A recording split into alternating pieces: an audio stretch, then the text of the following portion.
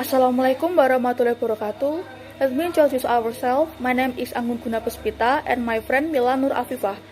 We will present about more on verb, auxiliary verbs.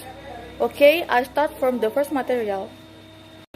Okay, the first is definition of lexical and auxiliary verb. Lexical verbs are the main verb in a phrase or sentence. To put it simply, lexical verbs are any verbs which are not auxiliary verbs. Lexical verbs carry their own meaning, all full verbs, and therefore can use but don't necessarily need a helping auxiliary verbs. Examples of lexical verbs are like run, laugh, see, think, want, act, pull, walk, go, make, and other. And auxiliary means to help or support something else, to act as a backup, and to be secondary to something more. Auxiliary verbs are often called helping verbs. There is a fixed number of auxiliary verbs in English as opposite to lexical verbs, which are infinite and can be added to all the time. Lexical mean relating to words. Lexical verbs are the main verb in a phrase or sentence. Examples of auxiliary verbs are like may, be, was, is, had, has, have, could, would, can, did, might, and many more. Sometimes lexical verb is verb from other verb. Auxiliary verb or helping verb help main verb to express degrees of time and mood. Auxiliary verbs aren't considered to be lexical verbs themselves. Will, might, can, and need are helping verbs.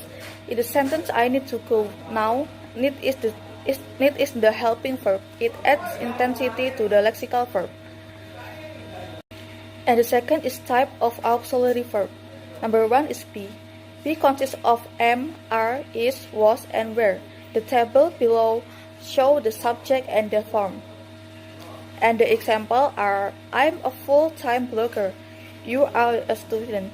And the car was cleaned last week. And the second is do. The auxiliary verb do consists of do, does, and did. The auxiliary verb is used in negative sentence and questions in verbal sentence, the sentence which use verb. And the table below show the subject and form. The example are she does not like ice cream. I do not know much about politics. They did not live in New York. Does she love me? Did you sleep well last night? And number 3 is have. Auxiliary verb consists of have, has, and had. Its function is to make a sentence that states something that already done. The table below shows the subject in accordance with the auxiliary verbs have. The example are he has been a teacher since 1998 and I have rented this car for 2 days and they had lived in Bandung for 5 years. Number 4 is models. The fourth auxiliary verb is composite of models can, must, and may, should, and others. Its function is to express mental attitudes such as the ability, necessity, certainly, demands, prohibition, and so on. Modal auxiliary are can, must, may, shall, will, should, would, could, might, ought to. Is the auxiliary verb which is directly followed by a basic auxiliary verb without to. Example, can go, shall help, may come, will teach, should make, ought to help, and so on. And number 5 is passive voice. The passive voice is used to show interest in the person or object that experience an action rather than the person or object that perform the action. In other words, the most important things of person become the subject of the sentence. And here is the table. Examples are the passive. A great deal of meaning is conveyed by a few well-chosen words. And the active is a few well-chosen words convey a great deal of meaning. And then the passive. Our planet is wrapped in a mass of gases. And the active, a mass of gases wrap around our planet. And the passive, waste material are disposed of in a variety of ways. And the active, The city disposed of waste material in a variety of ways. And the next is tense and time. Tense refer to different form of a verb or verb phrase. We use different tense to talk or write about different times. For example, we usually use present tense verb form to talk about states, event, or action that happen or are happening in the present time. There is no future tense form of verb in English. We refer to future time in several different ways for different functions, for example, using the present tense or be, going to, or will.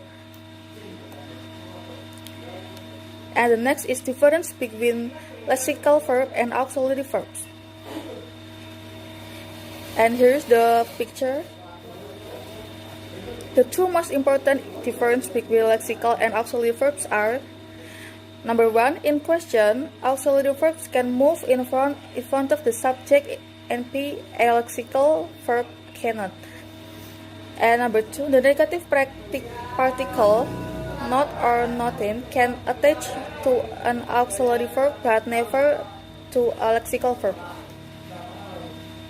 A lexical verb, or sometimes called a full of main verb, basically is a classification that includes all verbs except auxiliary verbs. Lexical verbs show the action, occurrence, or state of being going on in a sentence. The label of lexical means that it relates to words or vocabulary in a language. This signifies that lexical verbs are content words or words that are essential to the meaning of a sentence. They provide vital information about what is happening. Because of this verb generally start out a verb phrase, and most verbs fall into this category. For example, he went to the store. When is the lexical verb showing what the subject did. Start out the verb first, went to the store. Auxiliary verbs are category of verbs that are not lexical. This means their function relates more to the grammar rather than the information content of a sentence. Sometimes they are called helping or helper verbs. These verbs usually are used with a main lexical verb that provides the content. While a lexical verb provides content and meaning information, an auxiliary verb provides grammatical information. This is the main difference. Auxiliary verbs are not used alone, but lexical verbs may be. Both lexical and auxiliary verbs are important to the structure and sense of a sentence. Okay, here I would like to explain about the structure of auxiliary verb phrase. Verb phrase have a verb as a head, which is the main verb, and the modifiers are also in some kinds of part of speech. Verbs can be divided into lexical and auxiliary verbs. A verb phrase contains one lexical verb and may contain one or more auxiliary verbs, usually up to 4 auxiliaries. Auxiliaries depend on another verb as grammatical information and are grouped together with the lexical verbs. Auxiliaries are also called helping verbs since they help other verbs. The lexical verb phrase can simply be lifted without change of meaning. For example, in have does not mean possess. It merely indicates that the action of the lexical verb see was in the past. On the other hand, have has a lexical meaning to possess. For example, Monsieur Blanche will study the menu. Here I took the last example. Monsieur Blanche is studying the menu. Can be seen that one of the example, Monsieur Blanche is the subject noun phrase, is as the progressive auxiliary, as to be, studying as the verb, and the menu as noun phrase. The next kinds of phrases. Number 1, noun phrase. Noun phrase is phrase in which the head is noun and it can be modified by adjective, noun, verb, adverb, and prepositional. Number 2, verb phrase. Verb phrase have a verb as a head, which is main verb, and the modifiers are also in some kinds of part of speech. Next, adjective phrase. Adjective phrase have an adjective head word that analyze in terms to the basic elements such as modifier, head word element, and qualifier. Then, the modifiers are also can be kind of noun, adjective, adverb, verb, and qualifier. Number 4, adverb phrase. Adverbial phrases have as their head word an adverb. The modifiers are also can be kind of part of speech. Number 5, prepositional phrase. The prepositional phrase comprises a preposition as the head word, complement or completive element, which is integral to the structure of the phrase. Halliday states that a prepositional phrase consists of a preposition, the nominal group. Number 6, subordinate phrase. Subordinators are introducing adverbial subordinate clauses, which referred to as adverbializer, and those which introduce nominal subordinate clause as nominalizers. And the last, genitive phrase. Genitive phrases are associated with marking possession. Then genitive phrases are formed by adding an apostrophe s at the end of the nominal phrases, which specifies the possessor. Next, auxiliary verb phrase and adverbials. Number 1, auxiliary verb phrase. In introducing auxiliaries, we have introduced further verb phrase. Also, for example, the adverbials can occur between verbs that are the hippo could easily have killed me. From the first example above, can be concluded if the hippo is subject and as noun phrase, could is modal auxiliaries, easily is as adverbial phrase, have as the perfect auxiliary, killed as verb, and the last me as noun phrase. Number 2, adverbial phrase. Adverbial phrases have as their head word an adverb. The modifiers are also can be kind of part of speech. For example, adverb and adverb is quiet. For example, quiet quickly. Noun verb, the time had already, and so on. The next, subordinate phrase. Here I explained about subordinate phrase before, and here I just explain about the example of subordinate phrase. Number 1, just because you have lost your wallet. Because in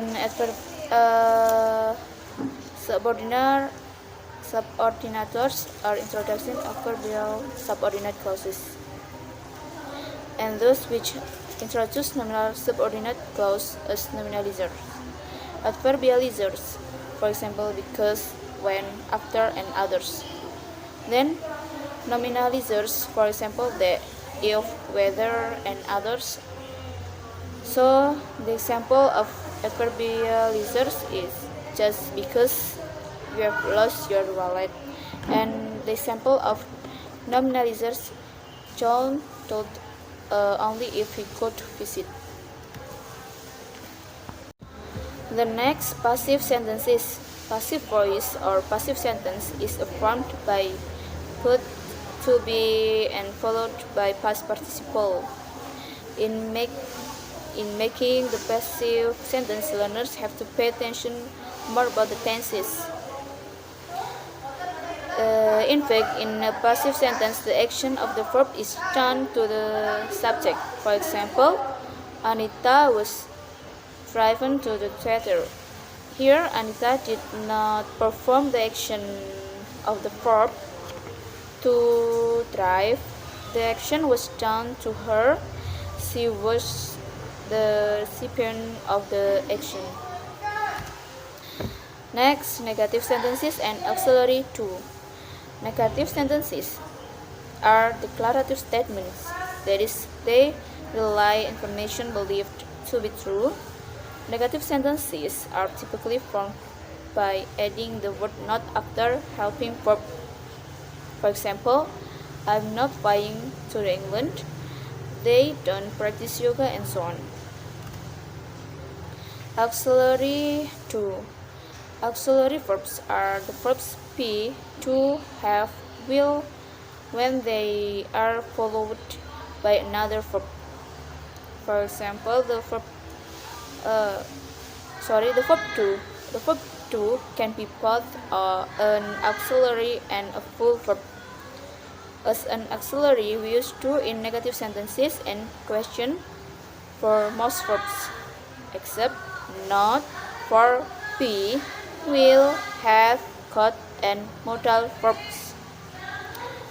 The example to auxiliary to in negative sentences. Simple present, he does not play football, and in simple past, he didn't play football. Next, the auxiliary to in questions. Simple present, does he play football? In simple past, did he play football? Verb to is irregular. Simple present, I, we, you, they, do, he, she, it, use does. And simple past, I, he, she, it, we, you, they, use did. The full verb to is as a full verb we use to in certain expressions. If we want to form negative sentences or questions using to as a full verb, we need another to as an auxiliary. For example, in positive sentence, she does her homework every day. In negative, she doesn't do her homework every day. The next question, counting the tense auxiliary. Just like the negative rule considered earlier, the question rule makes crucial reference to the tense auxiliary. Lexical verbs never move in front of the subject. So again, auxiliary to is required to carry the tense in the absence of any auxiliary. And next, more on have and be. I've mentioned that have and be can function both as auxiliary verbs and as lexical verbs.